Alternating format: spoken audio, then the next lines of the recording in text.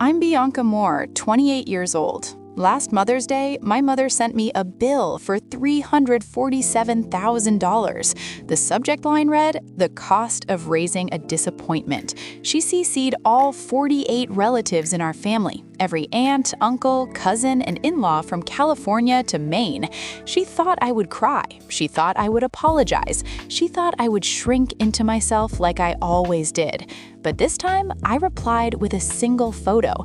By the next morning, 47 of them had blocked her. The 48th? My grandmother didn't block her. Oh no, she did something far worse and way funnier. She turned the tables in a way only a sharp-witted 78-year-old with a lifetime of secrets could. Before I spill what that photo was and exactly what Grandma Eleanor unleashed, hit that like button if you've ever had a family member who deserved a comeback like this. Subscribe for more stories of family drama turned triumph, and drop a comment below. Who's the hero grandma in your life? Where are you watching from, and what time is it there? All right, let's dive in from the start. I work as a financial analyst in Boston, crunching numbers that never lie, unlike some people I know. My life's pretty straightforward, a cozy 600 square foot apartment in Somerville that I pay for myself, no handouts. My boyfriend Marcus keeps me grounded, and I've built my world on what I can control. But family, that's a whole other spreadsheet.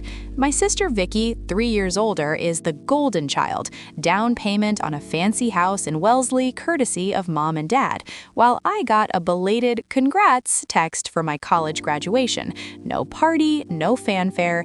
Vicky's the lawyer who gets champagne toasts. I'm the difficult one who gets side-eye. Growing up, it was always like that. Vicky's grades were celebrated. Mine were expected. When Grandma and Grandpa set up college funds for us, $89,000 each, Vicky sailed through debt-free.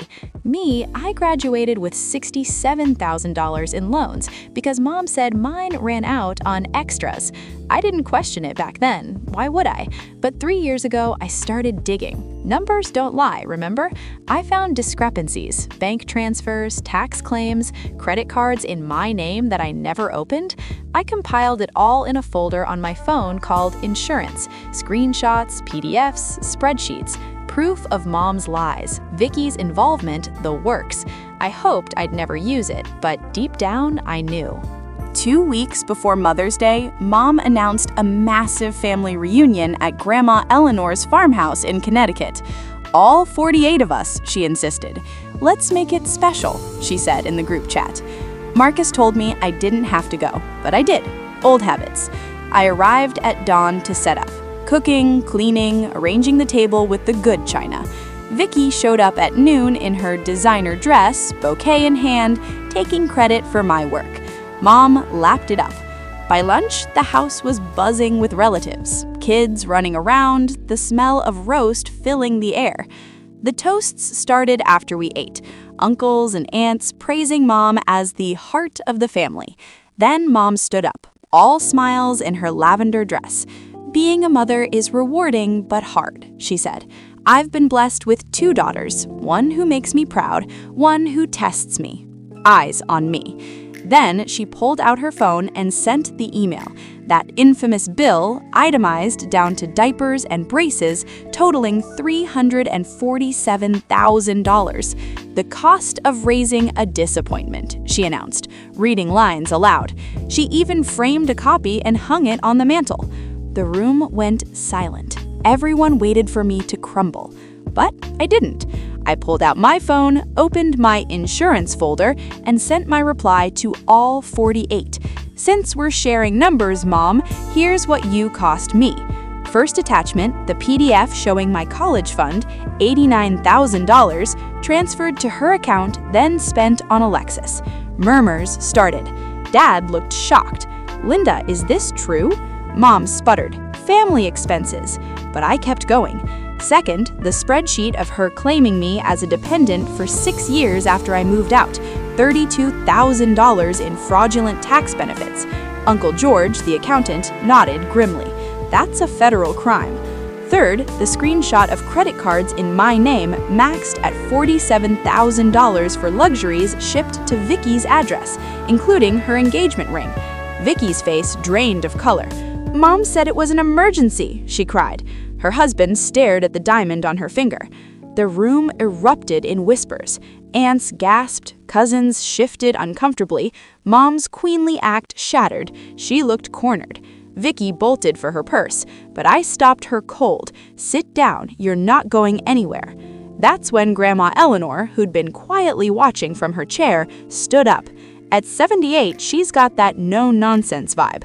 Think Meryl Streep in a cozy cardigan with a twinkle in her eye that says she's seen it all. She'd squeezed my arm earlier, whispering, "Hold your ground."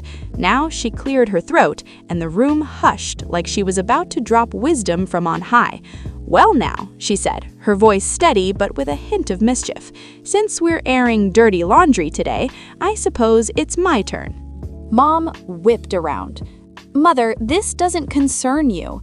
Grandma chuckled, a low, warm laugh that made a few cousins smile nervously. "Oh, but it does, Linda. You've been playing fast and loose with family money for years, and I've got my own insurance folder." She pulled a tablet from her knitting bag, yes, knitting bag, and tapped the screen. "You all know I updated my will last year through LegalZoom. Kept it simple, online, no fuss. But I didn't tell anyone the details." She emailed something to the group. Phones dinged again. The attachment? A scanned copy of her will with amendments. First bombshell, Mom was cut out entirely for mismanagement of family funds and emotional manipulation, it read. Gasps rippled through the room. Uncle Robert whistled low. But Grandma wasn't done. She swiped to another document, a stack of old letters and bank statements from the 1980s. "Linda, remember when you borrowed from your father's business account to fund that little adventure in Vegas? The one where you met that lounge singer and came back with empty pockets and a fake pearl necklace?" Mom's eyes widened. "That was decades ago. How did you—" Grandma winked at me. "I kept records too, dear. And that emergency fund you dipped into for Vicky's wedding? That was from my late husband's life insurance, meant for all the grandkids equally. You funneled it to her and left Bianca high and dry." She turned to the room. "But here's the fun part. I've been in family therapy sessions, virtual ones through BetterHelp, mind you, and I've learned a thing or two about boundaries. So, in my will, everything goes to the grandkids directly. Bianca gets the farmhouse to do with as she pleases. Vicky, she gets a subscription to a financial planning app and mandatory counseling sessions." Laughter bubbled up, nervous at first, then genuine. Cousin Michael snorted, "Grandma, you're savage." Even Dad cracked a smile. Mom tried to protest, but Grandma held up a hand. "And one more thing, that framed bill of yours, it's coming down." She marched to the mantel, yanked it off, and handed it to me. "Bianca, honey, use this as kindling for your first fire here." The room applauded, actually applauded. Vicky slunk into her chair, tears streaming, but no one rushed to console her. Aunts hugged Grandma, uncles nodded in approval. It was like the family finally saw the truth, and Grandma's humorous takedown made it stick without bitterness. By evening, as everyone packed up, Grandma pulled me aside on the porch. "I've been waiting for this day," she whispered. "You held your ground, now hold your head high." We watched Mom and Vicky drive off in silence, taillights fading. The next morning, blocks poured in, 47 of them. "Grandma?" She called me instead. "Let's plan a real reunion, just the good ones. And Bianca, start that estate planning early. LegalZoom's got a promo code." If this story hit home, especially if you're an older viewer who's been the quiet observer in your family, drop a "Grandma rules" in the comments. Have you got a grandma hero story? Share it below, along with where you're from and the time. Hit subscribe, we've got more empowerment tales coming. And remember, sometimes the best revenge is a well-timed will and a good laugh. Thanks for watching. See you next time.